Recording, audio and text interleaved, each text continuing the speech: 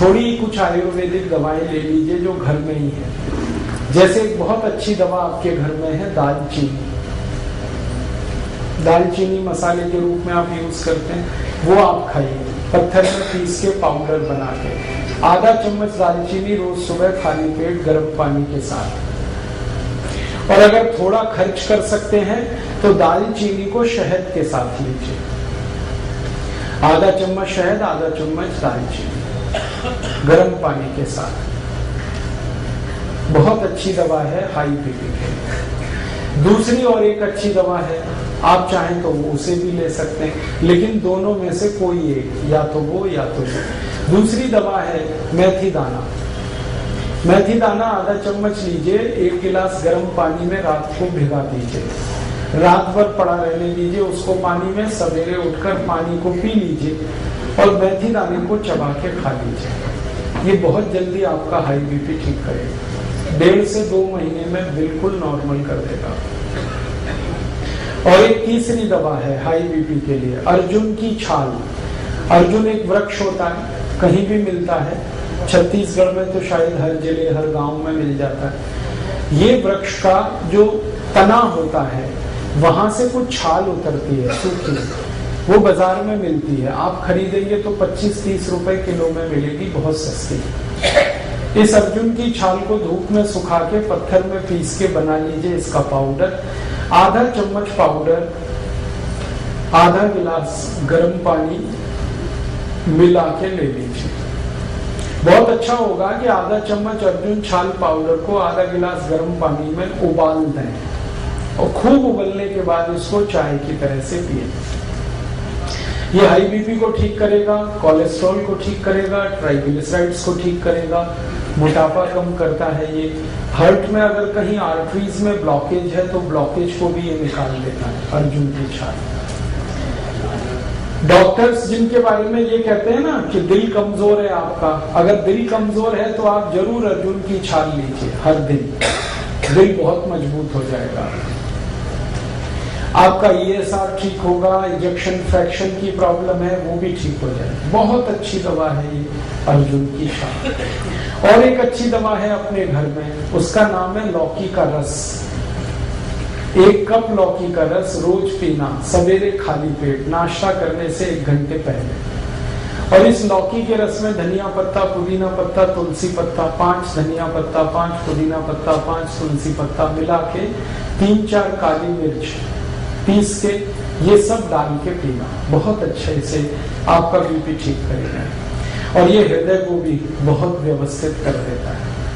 परम पूजनीय स्वामी रामदेव जी ने पिछले 10 वर्षों में करोड़ों भारतवासियों को लौकी का रस पिलाया और गंभीर रोग ठीक हुए, उनके डायबिटीज ठीक हुई, हाई बीपी ठीक हुआ। आज स्थिति ये है कि जो लौकी कभी 2 रुपए किलो बिका करती थी, अब वो 20 रुपए किलो हो गई, क्योंकि डिमांड बढ़ी ना तो कीमत बढ़ गई।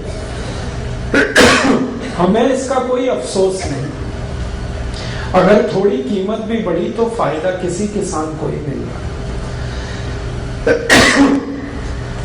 आप चाहें तो लौकी को अपने घर में भी लगा सकते हैं, थोड़ी भी कच्ची जमीन है लौकी आराम से होती है।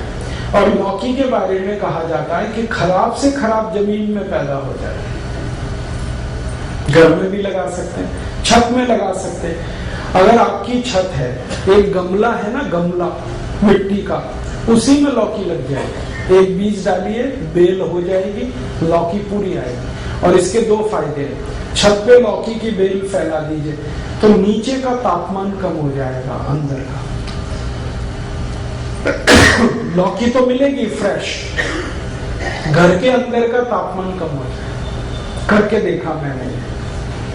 और इसमें कम से कम 3 से 4 डिग्री का फर्क आ जाता है घर के तापमान। तो अंदर की गर्मी आप कम कर पाएंगे और आपको फ्रेश लौकी मिल जाएगी। मैंने इसका हिसाब निकाला था कि 100 वर्ग फीट की छत अगर किसी के भी पास है, 10 फीट लंबी 10 फीट चौड़ी, तो इसमें कम से कम 100 वर्ग फीट की छत में 5,000 रुपए की लौकी पैदा कर सकते हैं, कम से कम। खुद खा सकते हैं, पड़ोसियों को खिला सकते हैं, क्योंकि ये बहुत भरपूर फल देने वाली बेल क्रीपर है। सूर्य के प्रकाश को ज्यादा अवशोषित करके काम करने वाला ये पौधा है। तो आप लौकी का रस पिए, बहुत अच्छा है, हाई बीपी भी ठीक करता है, कोलेस्ट्रॉल को ठीक रखेगा, ट्राइग्लिसराइड ठीक होंगे, डायबिटीज में भी काम आता है, शुगर को भी ठीक कर देता है, कई काम कर देता है। और एक दवा बताता हूँ, बहुत अच्छी दवा है, बिल्कुल मुफ्त की दवा है वो तो, बेल पत्र के पत्ते, ये हाई ब्लड प्रेशर में बहुत काम आते हैं, आप इसको उपयोग करिए।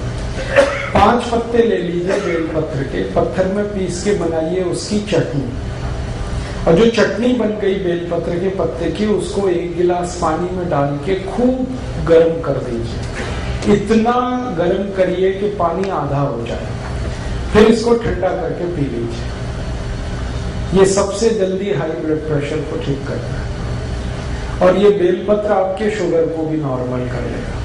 जिनको हाई ब्लड प्रेशर और डायबिटीज दोनों हैं, उनके लिए ये सबसे अच्छी दवा है बेलपत्र। शुगर भी ठीक होगी, ब्लड प्रेशर भी ठीक। और ये बेलपत्र वही है जो हम शंकर भगवान को अर्पित करते हैं। मेरा एक निवेदन है कि आप जब शंकर भगवान को बेलपत्र अर्पित करते हैं तो शंकर जी का स्पर्श करा के ये वापस ले आइए, क्योंकि ये प्रसाद है। आप वहां मंदिर में छोड़ देते हैं बेलपत्र को, पुजारी क्या करता है, वो इकट्ठा करके कचरे के डिब्बे में फेंक देता है।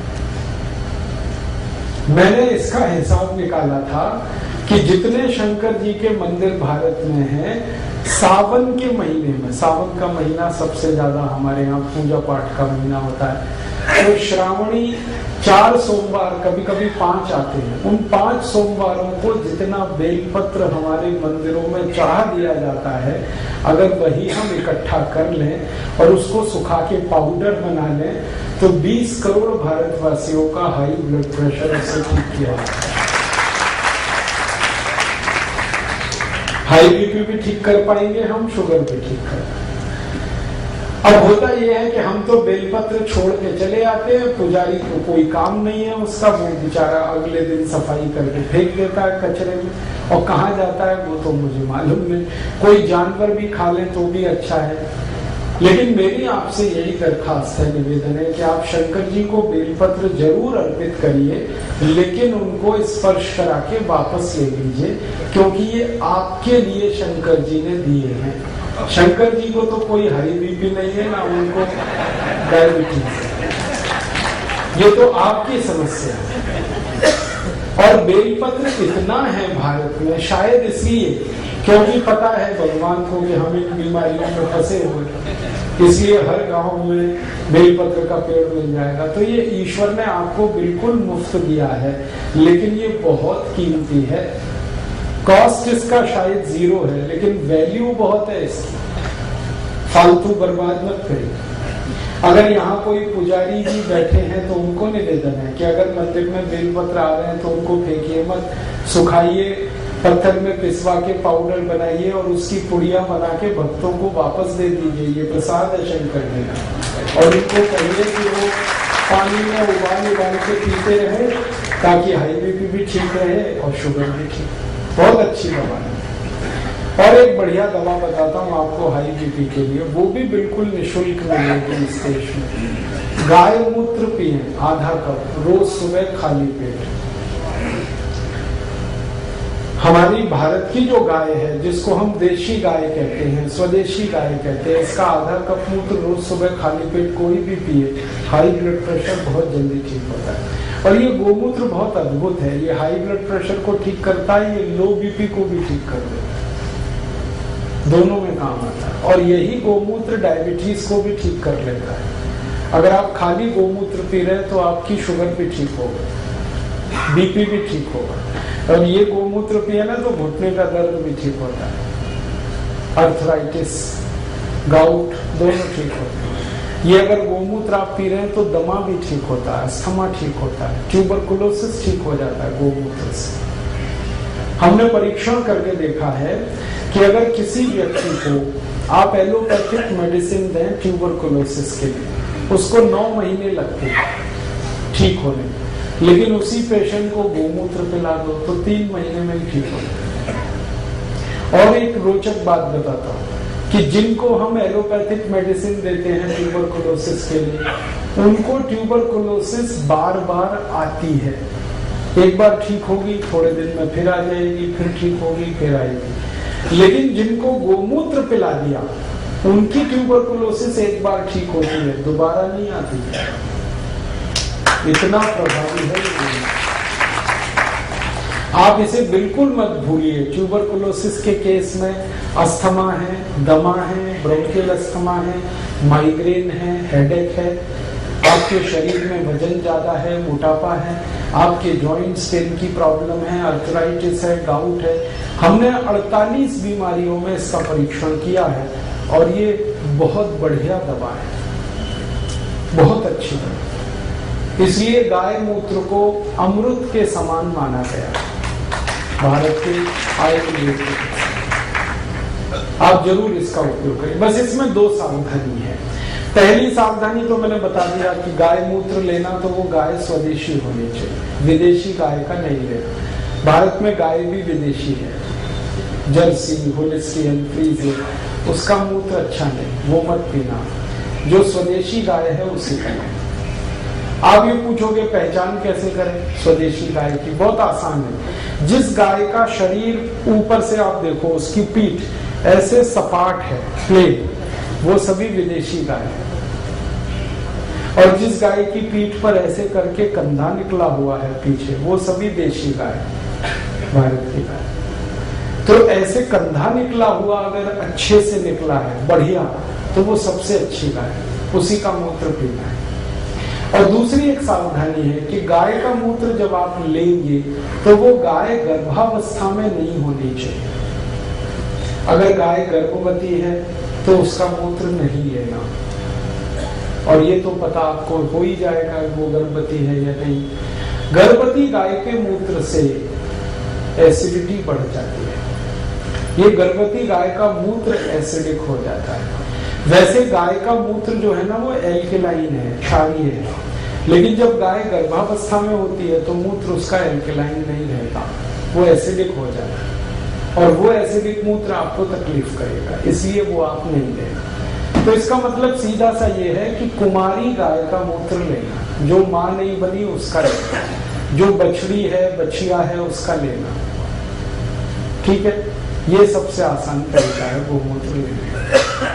आगे चले, कुछ और बीमारियों की बात करूं। अभी हाई बीपी तो हो गया, इतनी दवाएं, लेकिन बस मेरा निवेदन है कि जितनी मैंने दवाएं बताई इनमें से कोई एक ही लेनी है आपको। हाँ, आप दालचीनी चाहो तो दालचीनी ले लो, आप मेथी का दाना चाहो तो मेथी का दाना ले लो, लौकी का रस चाहो तो लौकी का रस ले लो, बेलपत्र चाहो तो बेलपत्र का काढ़ा, एक ही लेना और प्राणायाम के साथ, तो बिल्कुल जल्दी ठीक हो जाएंगे। आगे चले, लो बीपी। लो बीपी की एलोपैथी में तो कोई दवा नहीं। देखो आप, आयुर्वेद में बहुत दवाएं हैं, भरपूर दवाएं हैं लो बीपी। सबसे अच्छी दवा है गुड़।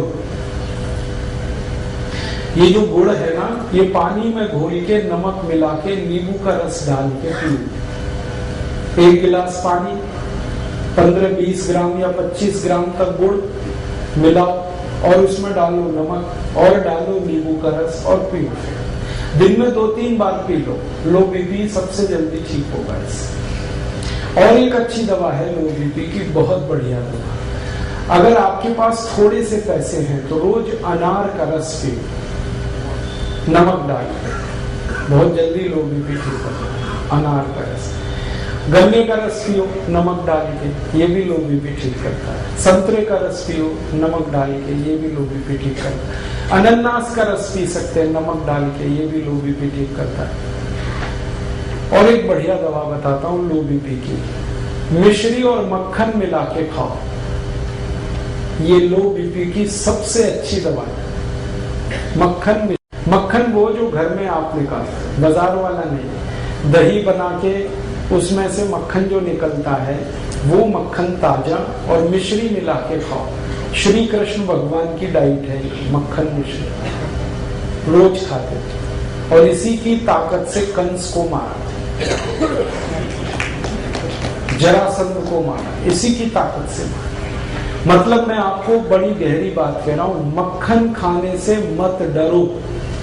जब श्री कृष्ण खाते थे तो आप भी खाओ। आप कहेंगे कि डॉक्टर तो मना करता है। हाँ, डॉक्टर मना करता है। क्यों? क्योंकि डॉक्टर को जो पढ़ाया गया है वो मक्खन के बारे में नहीं पढ़ाया गया। मक्खन तो सिर्फ भारत में होता है। डॉक्टरी की जो पढ़ाई है इसका सिलेबस तो आप जानते हैं, यूरोपियन अमेरिकन, और वहां मक्खन कौन सा है? पाश्चराइज्ड। वो खतरनाक है, वो जल्दी डाइजेस्ट नहीं होता, वो कोलेस्ट्रॉल बढ़ाता है। लेकिन हम जो दही में वो चलाते हैं ना, क्या कहते हैं उसको, मथानी रही, दही में मथानी चला के जो मक्खन निकलता है, ये सबसे जल्दी डाइजेस्ट होने वाला फैट है। इससे जल्दी कोई चीज नहीं हजम होती आप। और मक्खन के साथ अगर मिश्री मिक्स हो गई तो ये एक दूसरे के ऐसे जबरदस्त दोस्त हैं कि इनका कहना क्या। मेरा तो आप सभी को निवेदन है कि आपके घर के छोटे बच्चों को ये रोज खिलाओ, मक्खन मिश्री और थोड़ा सा काली मिर्च। काली मिर्च है, थोड़ी काली मिर्च डाल दो, मक्खन मिश्री मिक्स करके रोज नाश्ते में दे दो। बच्चों को तो जरूर देना। मिश्री में चीनी के गुण नहीं होते क्या? मिश्री जो है ना चीनी से नहीं बनती, वो खांड सारी से बनती है। चीनी बनाने का प्रोसेस बिल्कुल अलग है, मिश्री बनाने का बिल्कुल अलग। और मिश्री जब आप खरीदना ना बाजार से, तो मैं बताता हूँ, वो एक गोल बॉल जैसी आती है जिसमें धागा लगा रहता है, वो खरीदना। आजकल मिश्री ऐसी भी आने लगी है जो चीनी जैसी क्यूबिक फॉर्म में, वो मत लेना, वो चीनी से ही बन रही है। जो असली मिश्री है वो बॉल की तरह से होती है, गोल गोल होती है, उसमें धागा लगा रहता है, वो खांड से बनती है। खांड जो है ना चीनी से बिल्कुल अलग चीज है। तो आप वो वाली मिश्री खाओ, मक्खन मिला, बहुत बढ़िया। और मिश्री ना मिले तो गुड़ तो है ही, गुड़ और मक्खन खाओ। लो बीपी में इतने अच्छे रिजल्ट हैं इसके जो किसी मेडिसिन के नहीं। मक्खन गुड़ या मक्खन मिश्री।